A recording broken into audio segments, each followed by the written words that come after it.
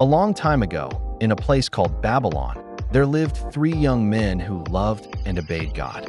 Their names were Shadrach, Meshach, and Abednego. They were smart, brave, and faithful, and they worked for the king.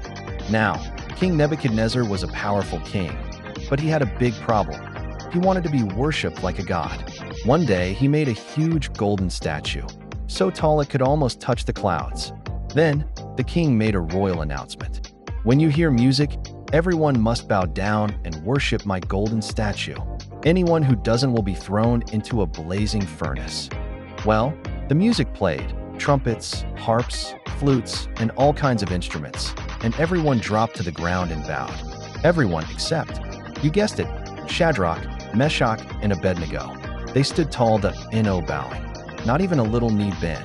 People ran to the king and tattled, "Oh king, those three men you put in charge, they didn't bow." The king was furious. Red in the face, smoke out the ears mad. He shouted, "Bring them to me right now." When the three men stood before the king, he gave them one more chance. "Bow to my statue now," he said, "or I'll throw you into the fiery furnace." What god could possibly save you then? But Shadrach, Meshach, and Abednego answered bravely, "We don't need to defend ourselves to you, king. Our God can save us from the fire. But even if he doesn't, we still won't bow down to your statue." Wow, now that takes courage. The king was so mad. He ordered the furnace to be heated 7 times hotter than normal. It was blazing, the fire was roaring. He had the strongest soldiers tie them up and toss them into the flames.